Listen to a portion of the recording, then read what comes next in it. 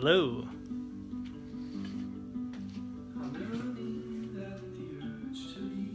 So I'm filming this super early. It's about 6 in the morning, and I just knew the kiln was full of pottery, so I couldn't sleep. So I'm just gonna play one CD. This is by a musician named Paul Spring, and it's kind of soft and quiet. So good morning, and I'm just gonna unload some glazeware. It's not gonna be very long, but I was just too excited to sleep. It was a pretty good firing.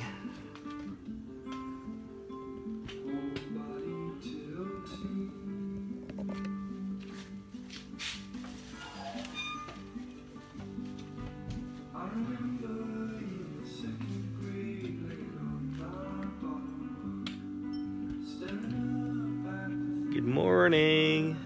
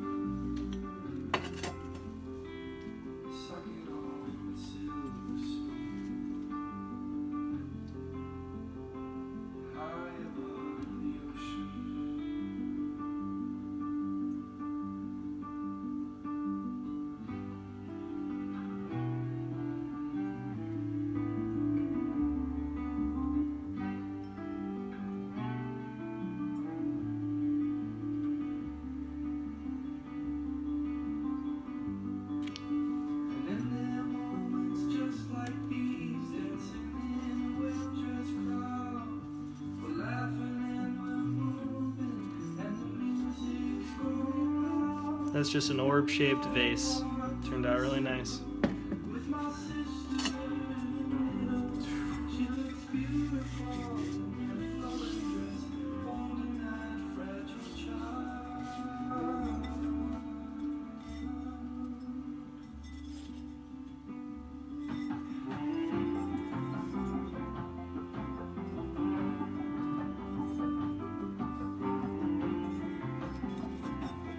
Whoa.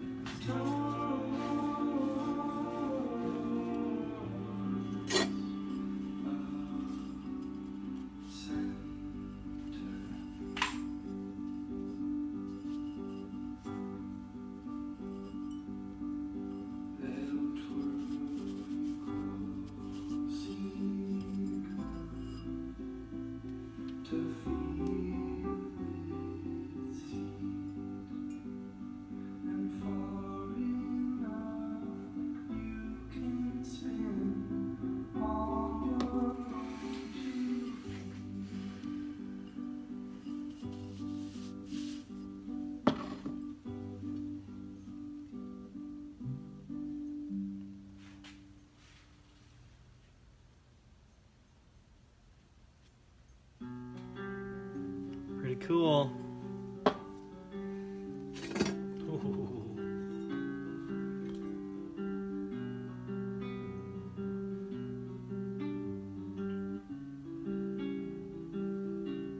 A lot going on the interior of this pot. Boxes, bins of books and papers stacked up on the stoop, looking like a city skyline, laying slightly sad. Will I do any they get? I will help you sort them through.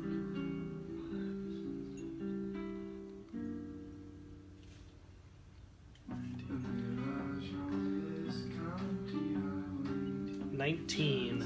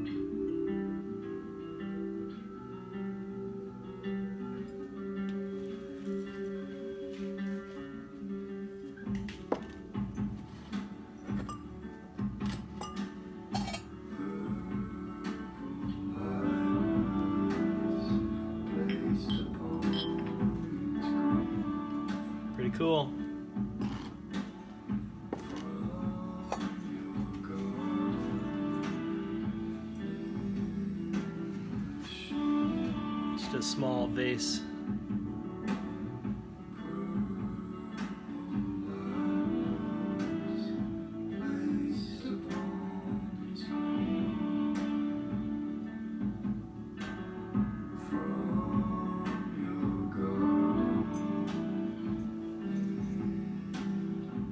Oh, this one's got a little crack.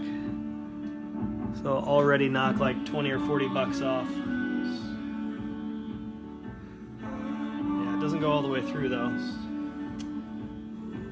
That section's really nice. Those little speckles, those are little crystals.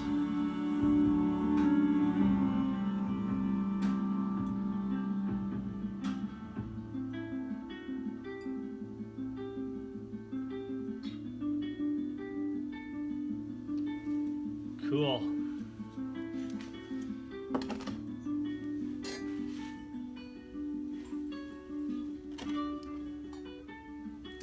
These all have the perfect amount of dripping. It's dripping not too far. Same here.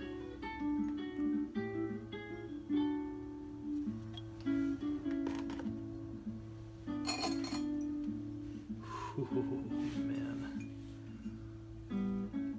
That's intense. Right there. The light might bring out some crystals a little more.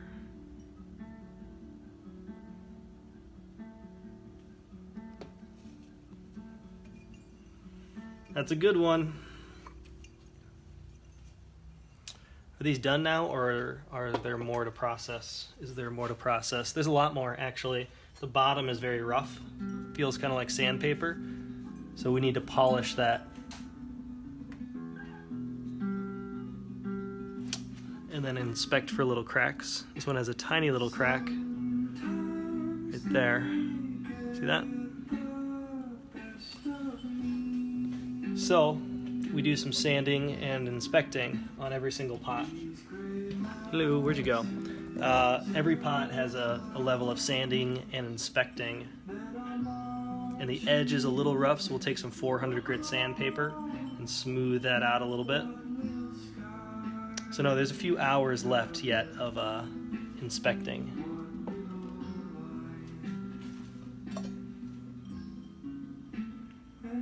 But it also gives you another chance to look at all the finished work, which is a lot of fun.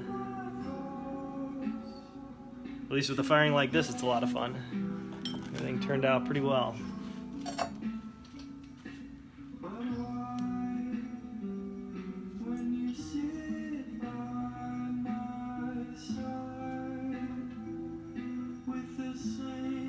All these drips are really nice because they didn't go too far. Didn't drip onto the bottom. That's what you want. That's my finger mark.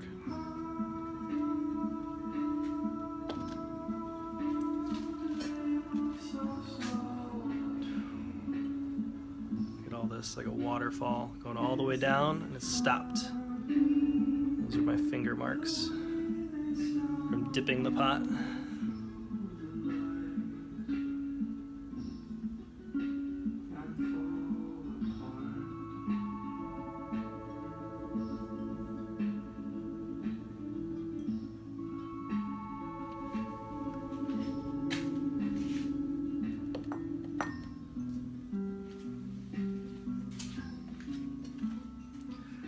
This is an interesting test.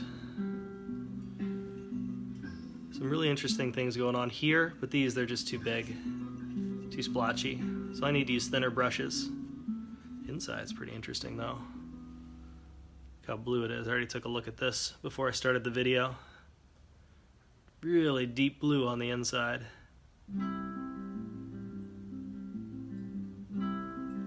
So, could use some thinner brushes here. That needs some work, but it's a good test. There's some cool things going on, changing the color red on the tip. Just a test.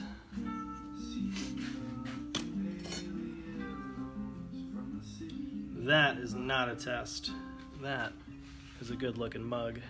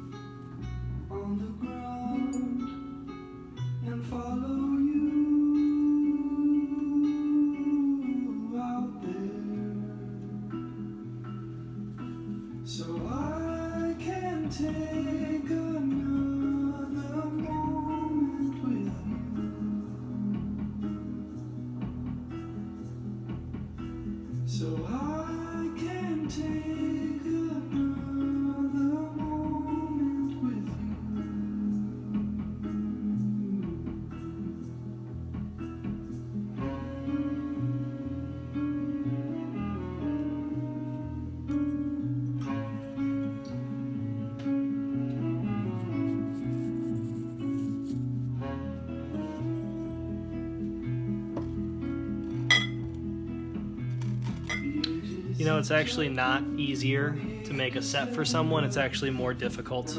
So I know some people want sets for they want discounts for larger orders, but it's actually more difficult to make larger batches of matching pots. It's kind of counterintuitive. When we do give discounts, it's for things like this. Can you see how there's a little crack there? It's a tiny little crack by the signature. It's right there. It didn't go all the way through, so this is still a gorgeous functional pot. It's one of those double rimmed bowls. This one will be discounted because it's still functional. The color still turned out perfectly, but it has a flaw. So that's the type of stuff that's discounted. So if you want a set, look for discounted stuff. Wait for coupons. But they need to sell individually. They just, too much work goes into them to make large sets. And it's actually more work to make more pots. Look at those drips. That's just a huge waterfall of glaze.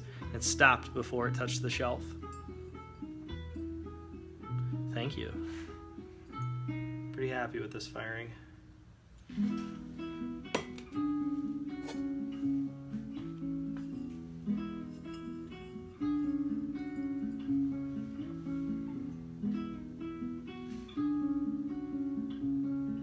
They change color depending on how the light hits them and what type of light. Bright sunlight is the best. This is an LED light that brings out a little bit of the color.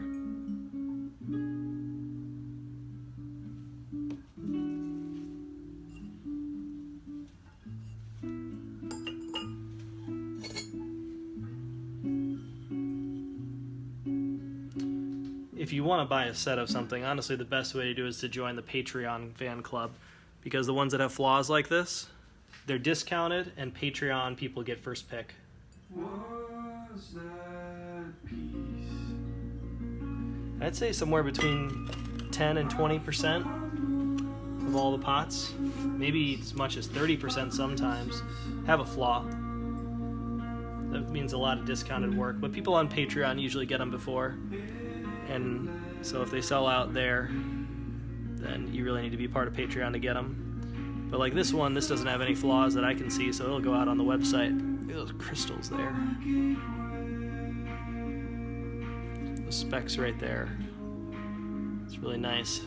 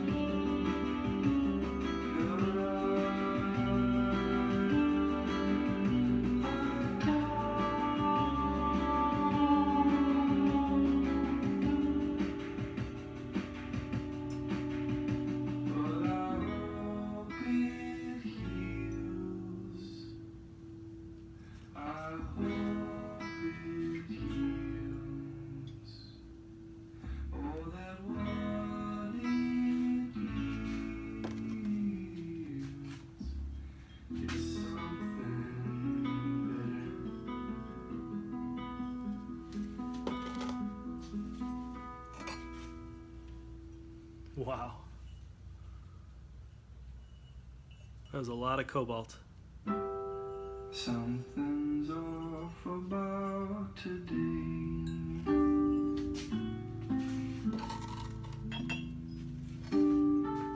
It started with our argument, and I feel more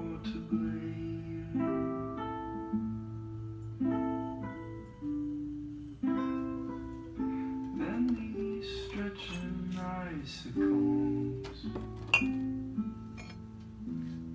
It wore a rosy crown Little crack. and held one black wing. It's hard to see, but it'll be discounted. Everything else is perfect. Beneath the empty feeder, Intense. still upon the frozen. So we bring them over there, and then that's where we sand and inspect. But if we could break the ground,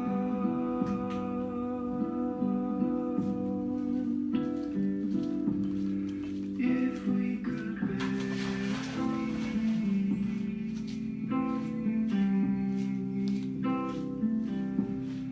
if we could break the ground,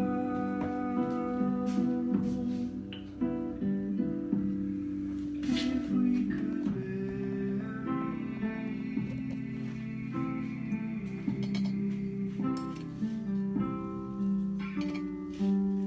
these weightless hollow bones,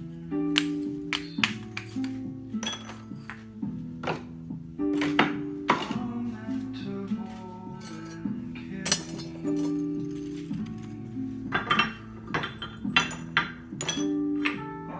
heart I should not bruise.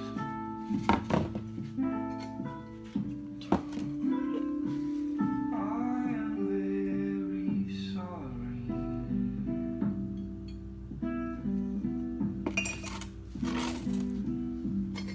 If we could break the ground,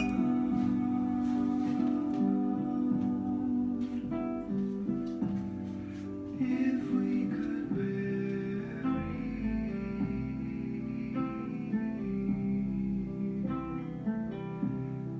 if we could break the ground,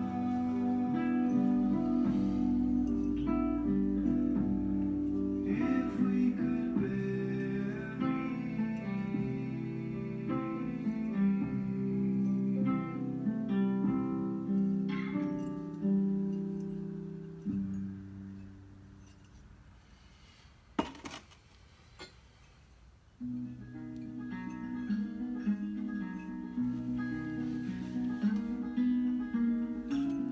That little yellow speckle is really nice. Reminds me of the Starry Night.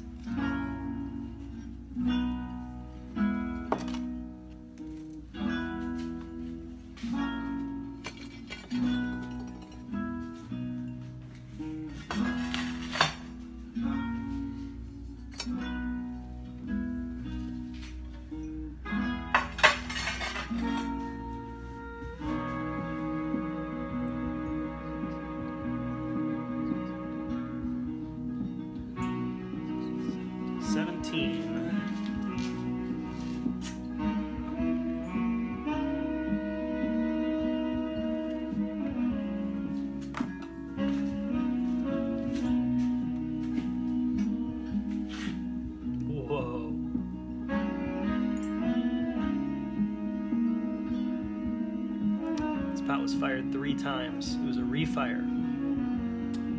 I dipped it in the clear glaze and fired it again. That's amazing. Complexity there. That's like an old version of a Nuka Cobalt color palette I did a lot of last year and the year before. I had to fire 3 times to get it. It was a more inexpensive color palette, but in order to get it back, it's actually taken a lot more work and energy. It's weird how that can happen. Look where my finger marks were. It blushed orange. Clay blushed orange. That's copper. The blue is from cobalt. Very thin. That's great.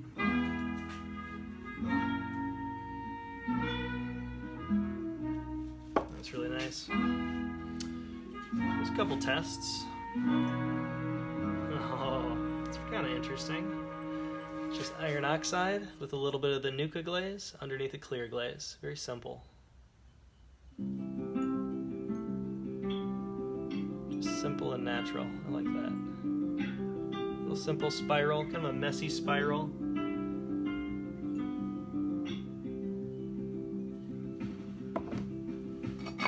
There's the other one. I think the tall ones could be a little thinner. These could be a little thinner, but I'm okay with that. It's nice, you can still see the finger marks. That's okay, that's kind of simple. These are tests. Still testing these, trying to figure out how to make them a little more complex. The thin lines I like a little more.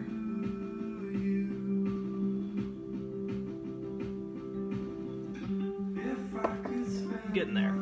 We'll try again with those ones.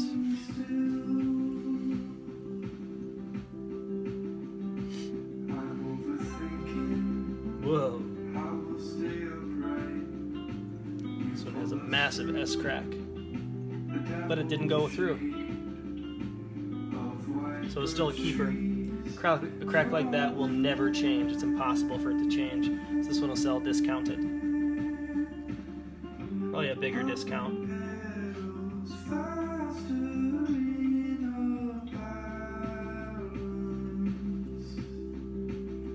Everything else turned out perfectly. Glaze dripped a lot, but not too much.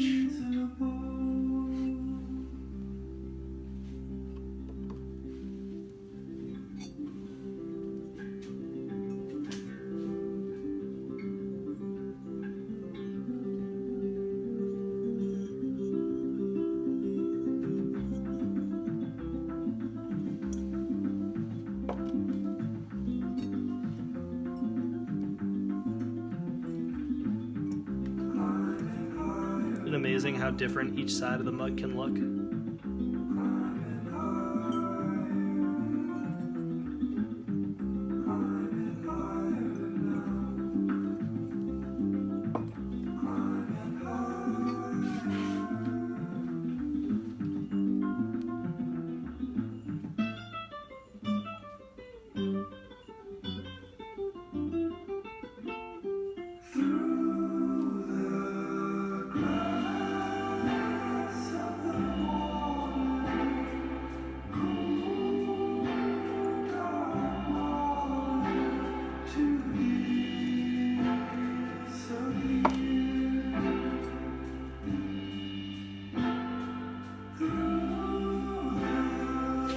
Oh, this one's porcelain.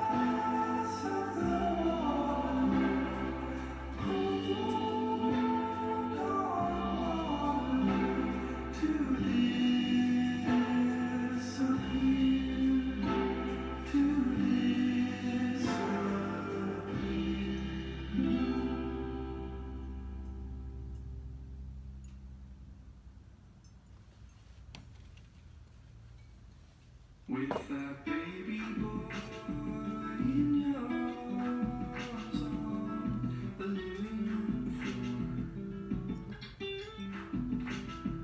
with those big blue eyes. Interesting.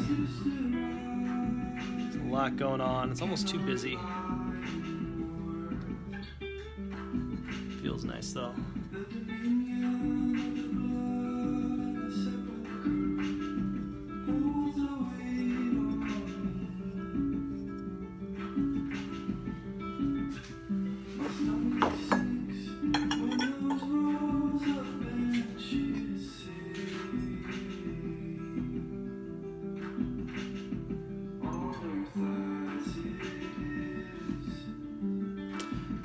The cracks, these types of cracks are from a very specific thing, especially these tiny ones.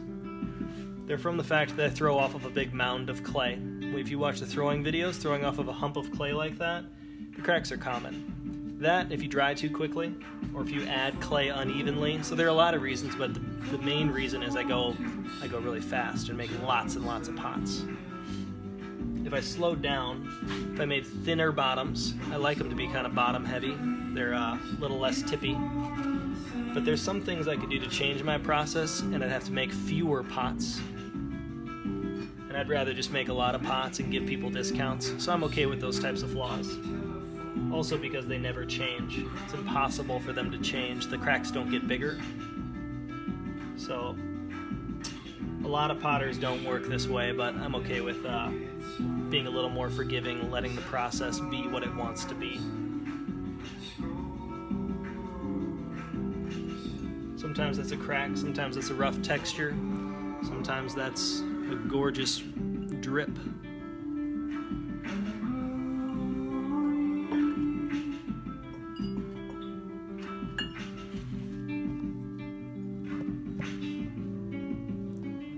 Lots more to fire.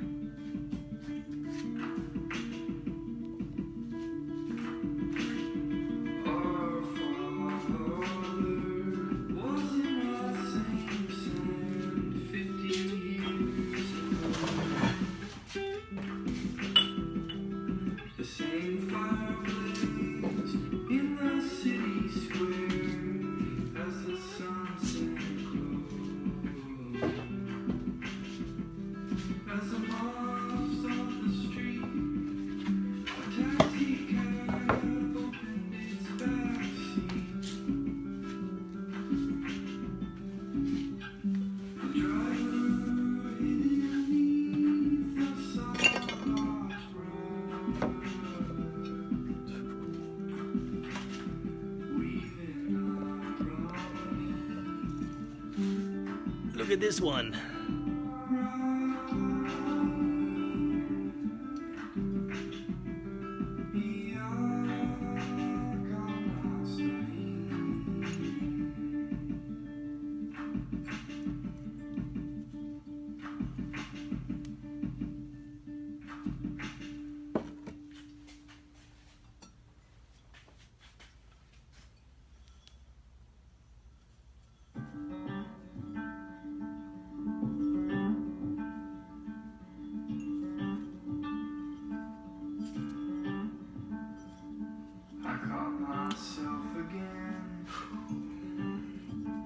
I think I'm going to need to keep this one. This one's going to be a jewel. Going up on the jewel shelf with these ones. Some from previous firings. Not for sale.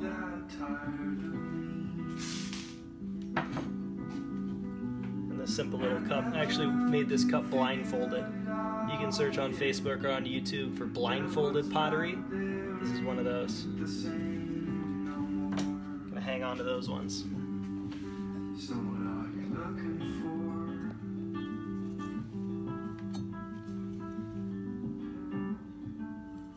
Wow.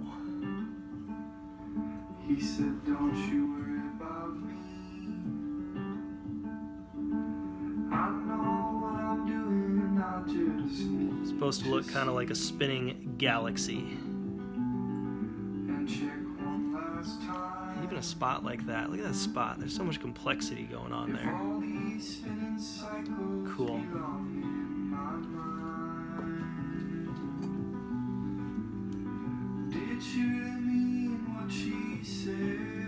Really happy with this firing. 2 thumbs up. We still got one more shelf.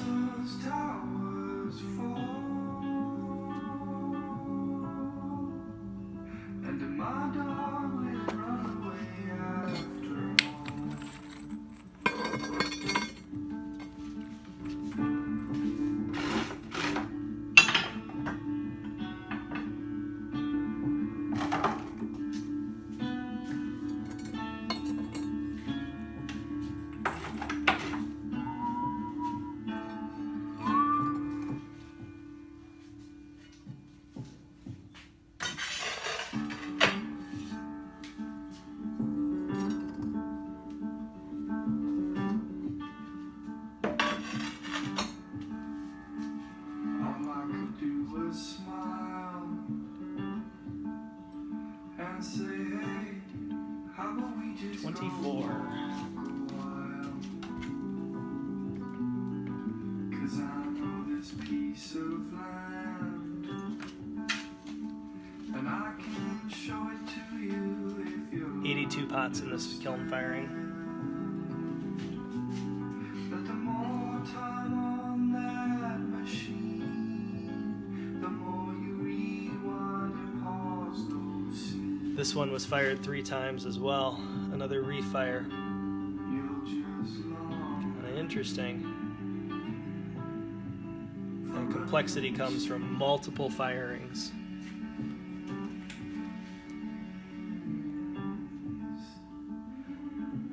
Can I tell you why I'm not selling the ones I put aside? Because if I ever get invited to a major exhibition, I want to have some work set aside, my best work, ready for it. Like 100 pots at least. Also 20, 30, 40 years from now, if I still have some of my best pots, some of my jewels, retirement plan. Based on how things are going so far and how the art is appreciated in value, it'd be a mistake to sell everything. Big mistake. I'd be probably scrounging to buy back some work depending on what happens in the future. So it's just kind of a... There's some pots that I'd rather keep than sell. Especially some of the best ones. You take them out every once in a while, look at them for inspiration. So I have a lot of my best pots. you feel that pull from And so hopefully 20 or 30 or 40 years from now, I'll still have them. So I can look back as kind of an archive. There's another test. Kind of interesting.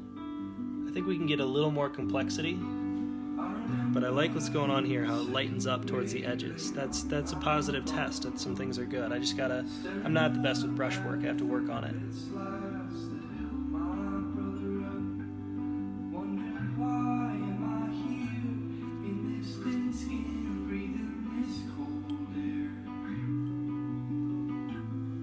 instead of somewhere else, running from a saber tooth. Yeah, these need some work. I like that. I like that.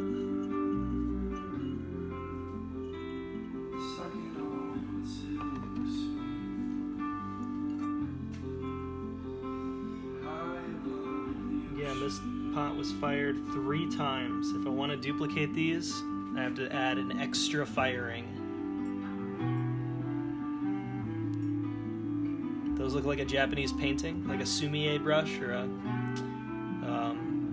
scroll painting maybe. Yeah. I actually have a tattoo from a Japanese print from Hokusai. And I studied traditional Japanese pottery styles.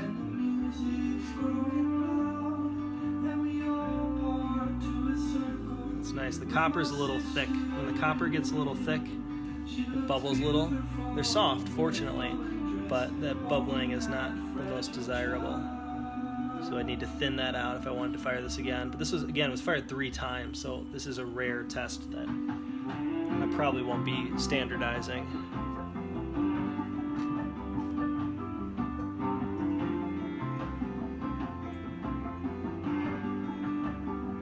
This was only fired twice. Kind of interesting.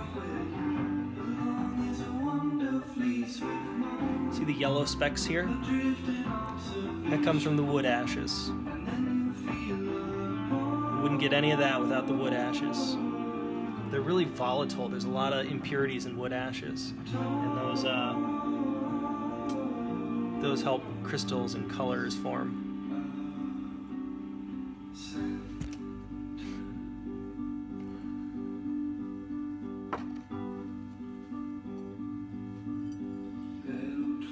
Kind of a short, squatty one.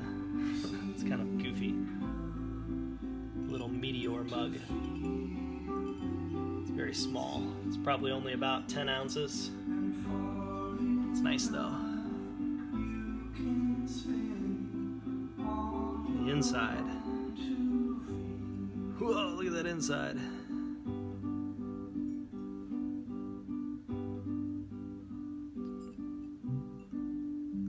Kind of tough to see. But there's a lot of color. even on the thumb spot.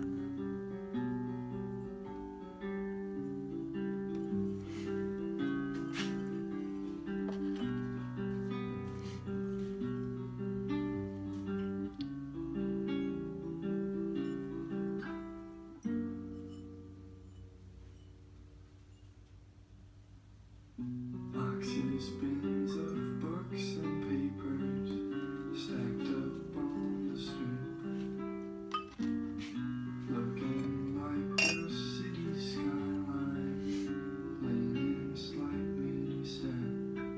Will I do the heavier they get? I will help you sort that through.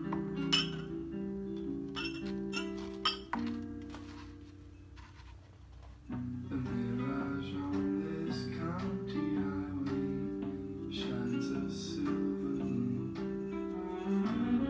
Steam and heat held in thin mirrors, streaming ribbons wet. Evening, when the cool air sets, Almost looks like a tornado. we can sort that through.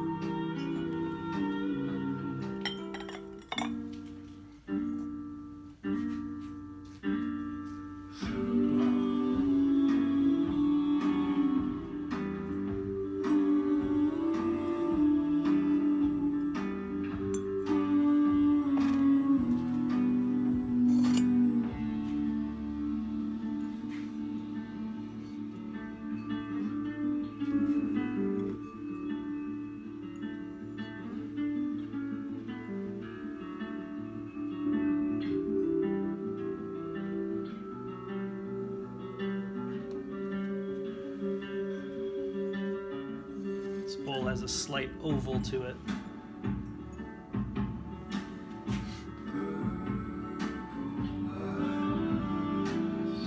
Placed upon each grave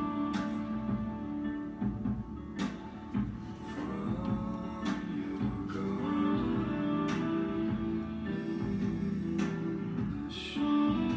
So you had one hand right there and another hand over here. I dipped it down into the bucket. Placed upon each grave from your garden in the shade.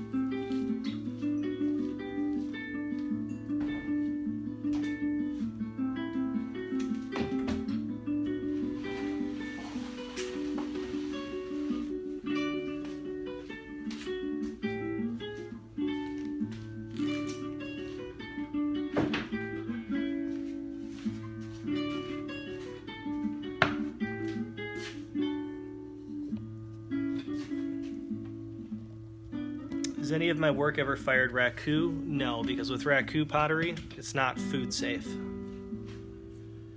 It's typically not food safe. It absorbs liquid, so you couldn't have a cup of coffee out of a raku coffee mug. You get some amazing colors, but I've chosen not to pursue raku. That's one of the reasons. Another one is it's usually not done in electric kilns. I'm not sure if you could do it in electric kilns. I think you probably could, but it's typically absorbent. So if coffee's absorbing into the walls of your pot for a raku coffee mug, it's probably not the most sanitary. See that drip? It's the only one so far in this kiln firing. That's pretty good. Normally I have a lot more that drip onto the bottom. I have to grind that off. It's razor sharp.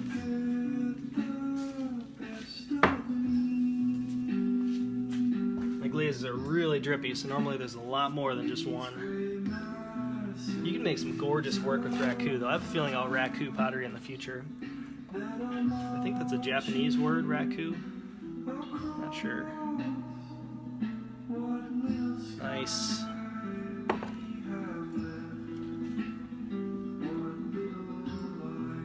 Yeah, I'm really surprised none of these drips kept going. This is just a dream scenario. I'm gonna set this one aside too. No, I'm not. Crack on the bottom. That's a discount one. Oh man, so close. Maybe this one.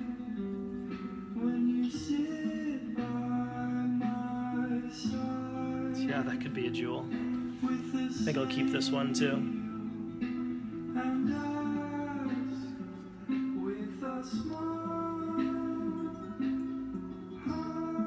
Cool.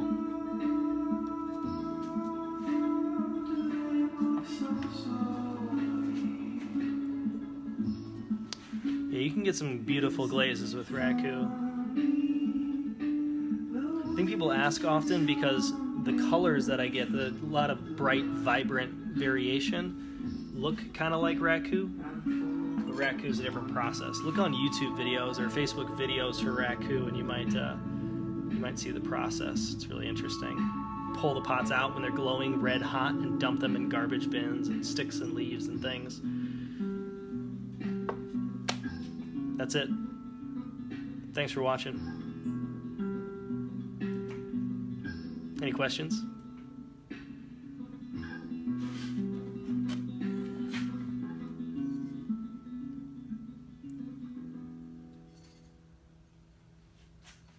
Okay. Catch you next time. Peace.